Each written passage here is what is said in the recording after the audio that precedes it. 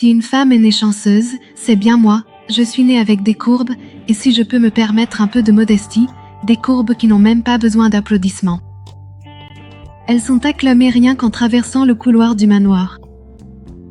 Depuis que je suis petite, j'ai entendu des chuchotements étouffés entre les admirateurs, des remarques déguisées entre deux verres en cristal, et ces regards insistants de messieurs qui se proposent de porter des cajots de légumes juste pour voir si mon corset va céder à la prochaine marche.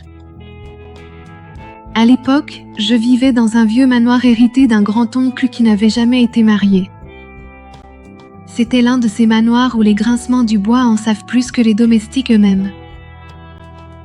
Ma chambre se trouvait à l'étage, avec des fenêtres donnant sur la serre et sur les conversations grivoises des serviteurs. J'avais l'habitude d'aller au marché du village chaque semaine avec mon panier en osier pour acheter des coings, du pain de seigle et du savon de Marseille. Je revenais en ayant l'air de défiler à un bal, avec ma blouse en lin blanc serré autour de ma poitrine et ma jupe qui ondulait comme si je dansais toute seule. J'aimais bien les regards, si tu vois ce que je veux dire. C'est lors d'une de ces promenades qu'il est apparu. Benoît, le mari de Madame Clement de la cabane numéro 8. Ce n'était pas un homme qui attirait les regards. C'était le genre d'homme qu'on ne remarque pas, comme un majordome discret, mais il avait un défaut dangereux, il était gentil. Et à cette époque, trop de gentillesse venait presque toujours déguisée en audace. « Puis-je vous aider avec le panier, mademoiselle ?» demanda-t-il, comme s'il offrait du sucre empoisonné.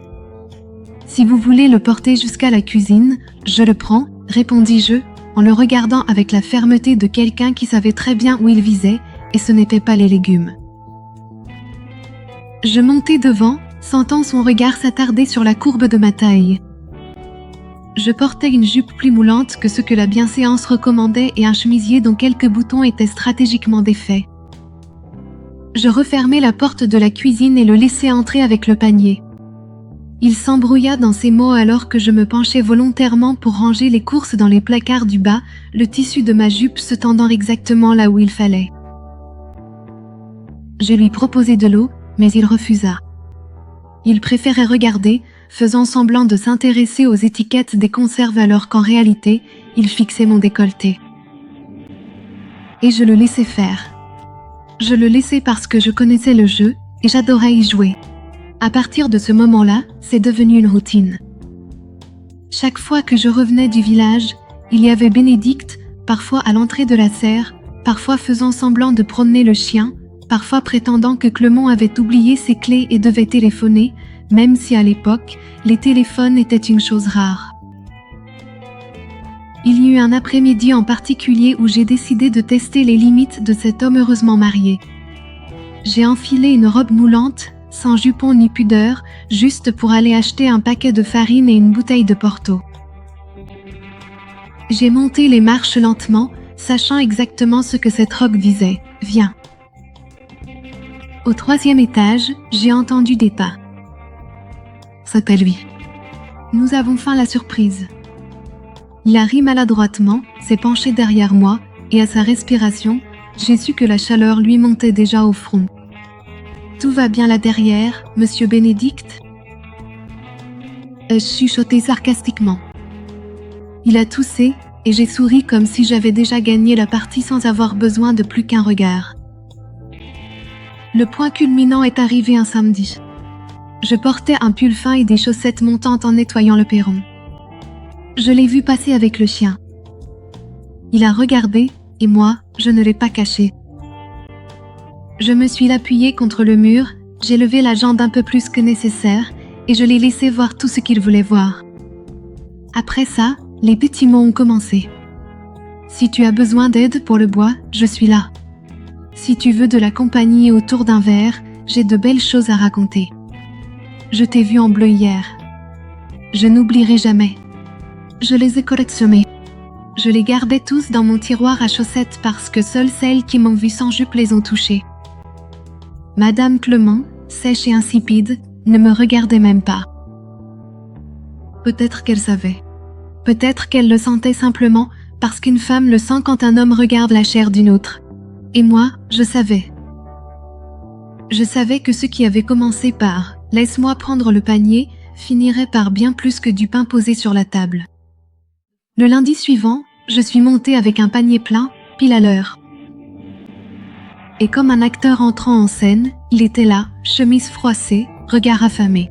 « Tu es pile à l'heure », ai-je dit, l'air épuisé. Il n'a pas répondu. Il a juste pris le panier et m'a suivi en silence jusqu'en haut des escaliers. Cette fois, j'ai laissé la porte de la cuisine ouverte. Il s'est arrêté sur le seuil. « Entre. »« Je ne vais pas te mordre », ai-je lancé en plaisantant, lui tournant le dos, m'abaissant lentement. Je savais qu'il me regardait. Je savais qu'il n'était plus maître de lui-même.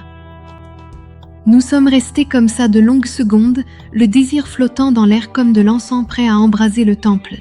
« Un de ces jours, j'accepterai ce verre de vin, » dit-il, la voix brisée.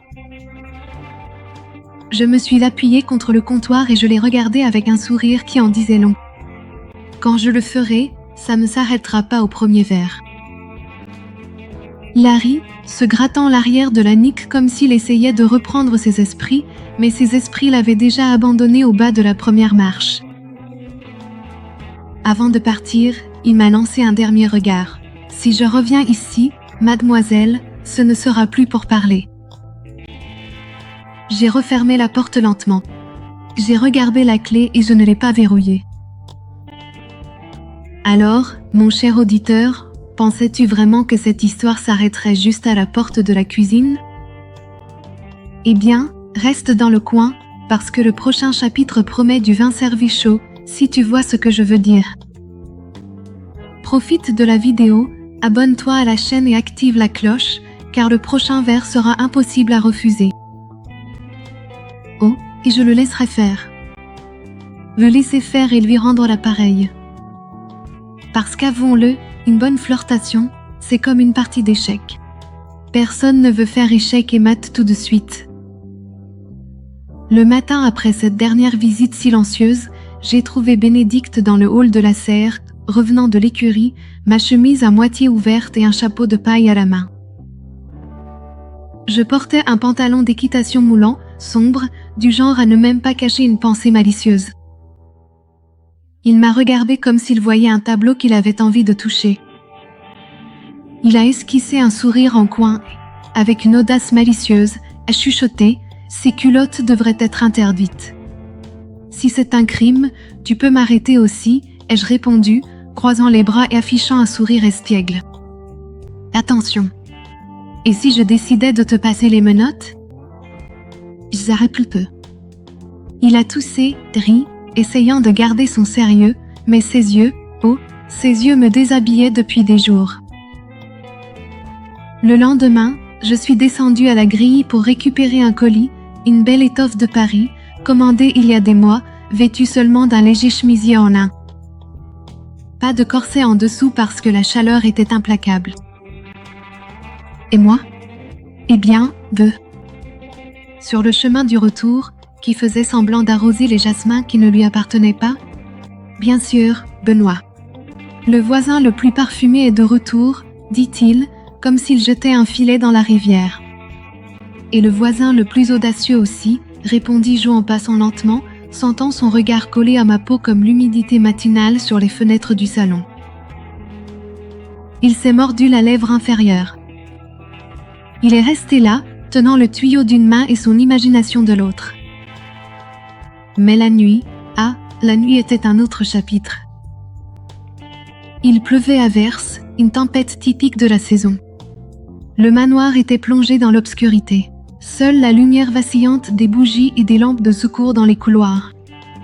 J'ai allumé une bougie sur le buffet, versé un verre de vin, et je suis allée sur le balcon vêtue d'une nuisette presque translucide, aussi collée à mon corps que le désir à ma peau. J'ai ouvert la porte, il était là, le chien sur mes genoux, la chemise trempée, les yeux plus humides encore que le temps. Je croyais être le seul idiot à traîner dans cette obscurité, dit-il avec ce sourire en coin qui était devenu sa marque de fabrique. L'idiote, c'est la femme qui laisse son mari sortir comme ça, mouillé, torse nu, dangereux, ai-je répliqué en mordillant le coin de ma bouche. Il a fait un pas en avant.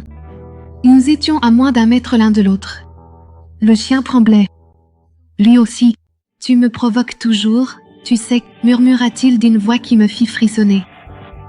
Et toi, tu es toujours là, dans mon couloir, à trop regarder et à trop peu parler. Et toi, tu te pavanes toujours avec ce corps, cette bouche, ce regard de quelqu'un qui sait exactement ce qu'il fait. Qui t'a dit que c'était pour toi? Ce n'est pas le cas, mais ça marche. Nous sommes restés là. Un silence coupable. Aucune main ne touchait l'autre, mais les yeux faisaient ce que les mains craignaient encore. 2 jours plus tard, il est apparu à ma porte avec l'excuse la plus bancale qu'un homme ait jamais osé donner. Ma femme s'est endormie. Je dois réparer une serrure, mais je ne veux pas faire de bruit. Tu as un tournevis? Ça dépend de ce que tu comptes en faire. Ici, le silence est aussi relatif, ai-je lancé en ouvrant la porte avec un sourire en coin. Il est entré lentement. Il a regardé autour de lui comme s'il évaluait le risque avant de tomber dans l'abîme, puis il a demandé « Si je te dis que la serrure que je veux changer n'est même pas sur l'armoire, tu me mets dehors ?» Ça dépend. Si je sais utiliser la bonne clé, peut-être que j'ouvrirai même plus grand. Pendant que je lavais le verre dans l'évier, il s'est approché par derrière. Il a parlé à voix basse, son souffle chaud sur ma nuque. T'es une sacrée chose. J'ai tourné le visage juste assez pour sentir son souffle. J'ai souri, et tu n'as aucune idée de combien tu es en retard. Il a appuyé ses mains sur le comptoir, m'encerclant. Son corps criait. Sa morale essayait de résister. Parfois, je pense à partir d'ici juste pour arrêter de penser à toi, a-t-il avoué, les yeux plongés dans les miens. Tu devrais arrêter de penser et agir. Un homme qui pense trop rate la meilleure partie de l'histoire. Je vais finir par passer cette porte et faire quelque chose que je ne devrais pas, menaça-t-il, quelque part entre le désir et la peur. Trop tard. Tu es déjà dedans. Il baissa les yeux. Il soupira. Avant de partir, il se retourna. Si je reviens, ce ne sera pas pour parler. J'ai refermé la porte lentement, une fois de plus, je ne l'ai pas verrouillée. Cette nuit-là, je suis allée à la fenêtre. Dehors, la pluie tombait sur le toit comme si elle écrivait un message. Le manoir était sombre, silencieux, et en moi, ces mots résonnaient. Je savais, il savait, l'univers savait. Le jeu de la provocation touchait à sa fin. La semaine suivante, j'étais chez moi, les cheveux attachés avec un ruban, un verre de vin à la main et un short de nuit qui ne méritait même pas d'être appelé un vêtement. Sa femme était partie. Elle avait laissé un mot à la conciergerie disant qu'elle était allée à la campagne rendre visite à sa mère malade. Bénédicte était seule, et moi, agitée. La petite fleur sous la soie dansait dans le vent. J'ai pris une feuille de papier. J'ai écrit, j'ai effacé, j'ai réécrit jusqu'à ce que je prenne une grande inspiration et dise au valet d'étage, dites au monsieur de la cabine 8 qu'il y a du vin ouvert dans la cabine 7 et que la conversation peut, si besoin, se tenir avec moins de vêtements. Il ne s'est pas écoulé 3 minutes avant qu'on frappe à la porte. J'ai ouvert. Il était là. Son regard disait « Prends-moi dans tes bras », mais son corps n'obéissait déjà plus à la raison. Je n'ai rien dit. Je me suis simplement retournée et j'ai laissé la porte entr'ouverte. Il est entré. J'ai refermé la porte lentement, un pacte silencieux. Quand je me suis retournée, il me regardait comme si j'étais le dernier bonbon dans la vitrine et qu'il avait faim. « Tu es sûr ?» demanda-t-il, la voix tremblante. « Je suis même sûre de la couleur de ton sous-vêtement » ai-je répondu avec un sourire en coin, m'approchant avec le vin à la main. Le baiser était pressant, comme quelqu'un qui avait passé des nuits à désirer ce qui était enfin à portée de main. Sa bouche était chaude. Sa barbe effleurait mon menton, et sa main glissait le long de mon dos, me tenant comme s'il ne voulait jamais me lâcher. « Tu es un problème » murmura-t-il, sa bouche sur mon cou. « Et toi ?» Tu es le jardinier qui va me faire éclore complètement, ai-je répliqué, cherchant déjà la fermeture éclair de son pantalon. Ma petite fleur, elle était mouillée, mais pas de timidité, d'anticipation, palpitant comme si elle criait « Ouvre-moi ». Et quand le moment est venu, il s'est agenouillé au bord du lit, comme s'il allait prier, mais la prière était d'un autre genre. Alors, va-t-il revenir? Ou va-t-il rester cette fois? Si toi aussi tu es là à retenir ton souffle, commente ci-dessous ce que tu penses qu'il va se passer dans le prochain chapitre. Et n'oublie pas de liker et de t'abonner à la chaîne. Je veux savoir si tu apprécies cette histoire et d'où tu la regardes. On se retrouve dans le prochain épisode avec plus de vin, plus de secrets et moins de vêtements, si tu vois ce que je veux dire. Après, on est resté là, en sueur, à respirer comme si on essayait de retrouver nos esprits et notre souffle. La lumière dorée du matin filtrait à travers les lourds rideaux et l'air sentait la fleur d'oranger et le péché. Avant de s'endormir, il m'a chuchoté à l'oreille, la voix rauque de désir assouvi. Maintenant je comprends pourquoi tu ne fermes jamais la porte à clé. J'ai souri, mon corps vibrant encore à l'intérieur. Parce qu'une fleur délicate ne s'ouvre qu'à une main ferme et au bon outil, ai-je répondu d'un ton léger, presque innocent. Le lendemain matin, vers 9 heures, j'ai entendu le heurtoir frapper 3 fois, sèchement, rapidement, comme si on ne demandait pas la permission mais qu'on exigeait une explication. Un frisson me parcourut l'échine. Ce coup n'était pas celui d'un domestique. C'était un coup de défi. J'ai ouvert la porte, et elle était là, Madame Adeline Beaumont, l'épouse de Monsieur Edgar, l'homme qui, jusqu'à la veille au soir, m'appelait soulagement, refuge, désir refoulé depuis des années. Mais là, debout devant moi, rien ne manquait chez elle. Elle était entière. Ses yeux étaient vifs, assurée, et sa colère aussi impeccable que sa robe de lin. « Nous devons parler », dit-elle sèchement, comme si elle anticipait une tempête. Je restai figée 2 secondes. Mon cœur glissa sous mon corset, atterrissant dans mes talons, mais j'ouvris quand même. Ce n'était pas le genre de visiteuse qu'on ignore derrière un rideau. Elle entra comme si elle connaissait déjà les lieux. Ses yeux parcoururent la pièce, s'arrêtant sur le verre de vin oublié, la couverture jetée sur le canapé, le petit collier que j'avais laissé sur la table. Elle s'assit, souleva son sac à main et en sortit une fine mallette en cuir clair. Elle l'ouvrit avec un calme chirurgical. À l'intérieur, des notes manuscrites dans une écriture que je reconnaissais, un mouchoir en lin qui m'appartenait, des coupures de journaux avec des chroniques mondaines, même une photo de lui quittant mon immeuble un bouquet à la main. Ils ont laissé trop de traces, dit-elle sans me regarder. Les hommes qui trompent se croient malins, mais au fond, ils veulent toujours se faire prendre. Et pourquoi êtes-vous venu ici? Demandai-je. Pour me battre? Pour m'humilier? Je suis venue te regarder dans les yeux. C'est tout. Et qu'est-ce que tu vois? Elle prit une profonde inspiration, croisa calmement les jambes, mais ses doigts tremblaient sur sa jupe. Une femme comme moi, seulement prête à avaler la culpabilité tant qu'elle vient avec un coup de pied. Ça m'a frappée comme une gifle, mais je suis restée droite, le menton haut. Je ne te devais rien. Celle qui t'a trahi dormait à côté de toi. Elle sourit, froidement, le sourire d'une femme qui a pleuré seule. C'est vrai. Et tu sais ce qui m'a fait le plus mal? Ce n'était pas qu'il quitte mon lit. C'était qu'il porte sur sa peau l'odeur d'une autre femme. Le silence est tombé entre nous comme une nappe qu'on étend pour cacher le désordre. Il m'a dit qu'avec toi, il riait, qu'il se sentait redevenir un homme. Je croyais que c'était juste le fantasme d'un vieux qui veut se sentir jeune, mais ce n'était pas ça. Tu n'es pas un fantasme.